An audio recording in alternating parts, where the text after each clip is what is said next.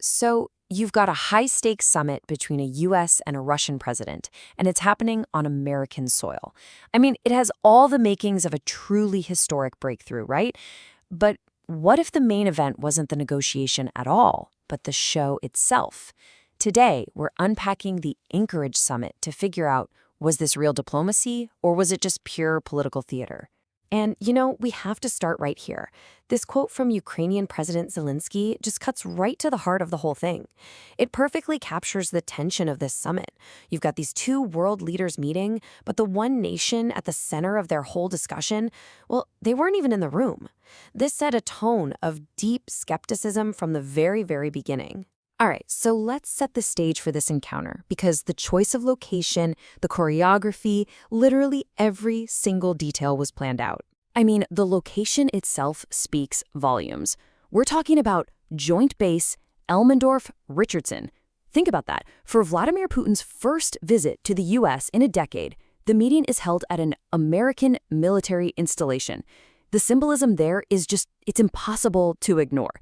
It's this wild mix of projecting strategic power in a very, very controlled environment.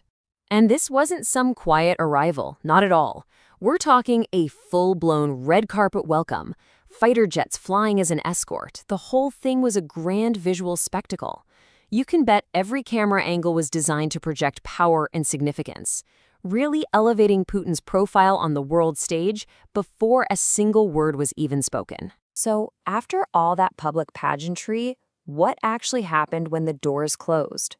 Once the cameras were off, the real discussions, or at least what we thought were the real discussions, began. And listen, this wasn't just a simple one-on-one chat. Both sides brought in their heavy hitters. For the US, you had Secretary of State Marco Rubio, Special Envoy Steve Witkoff. On the Russian side, Foreign Minister Sergei Lavrov.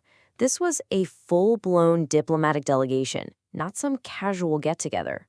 And they were in that room for a while, somewhere between 2.5 to 3 hours. That's a pretty significant amount of time, right? You'd assume they were hashing out some really complex details. The whole world was basically waiting, expecting some kind of major announcement. So, after all the spectacle, the high-level teams, and hours of secret talks, what was the grand result? What was the groundbreaking agreement they reached? Zero. A big, fat zero. Absolutely nothing. No formal agreements, no ceasefire. After all that buildup, the actual tangible outcome was just a stunning void. It really was a moment of pure political whiplash. And then, to make things even weirder, they came out, gave these brief statements, and just walked away. They refused to take a single question from the press. For all the international journalists who had gathered there, this was just shocking. It left everyone wondering, what on earth just happened in that room? Okay, so this brings us to the real heart of it. If the goal wasn't to get a concrete deal, then what was the point of all this?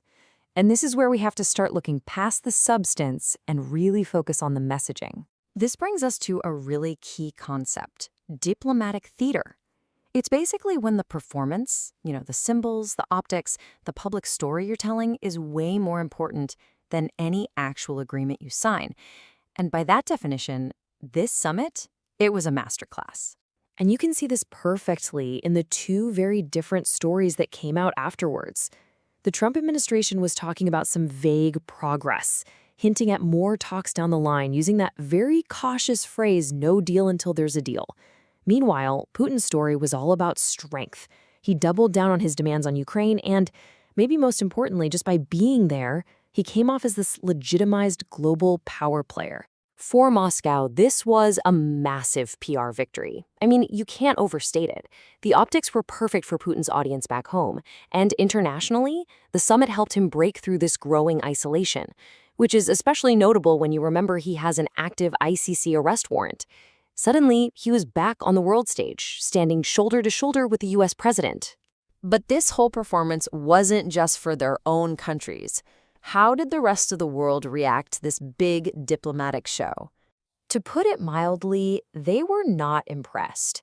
Leaders across Europe and, of course, in Ukraine, they responded not with optimism, but with a really heavy dose of skepticism. They kind of saw the spectacle for what it was and were extremely wary about the lack of any real commitments. And that divide in perception, it was stark. It's like night and day. On one side, you have the American and Russian leaders calling the talks productive.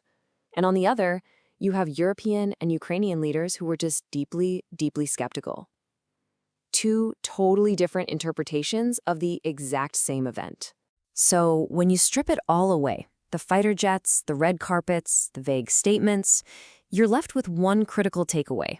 This whole event was far more about performance and perception than it was about making any real, tangible progress towards peace. So I'll leave you with this final thought. Was this summit, with all its cedar, a genuine, if maybe flawed, step towards some kind of dialogue? Or was it something else entirely? Maybe just a rehearsal, setting the stage for a much larger and maybe even more dangerous global play? The answer, well, that remains to be seen.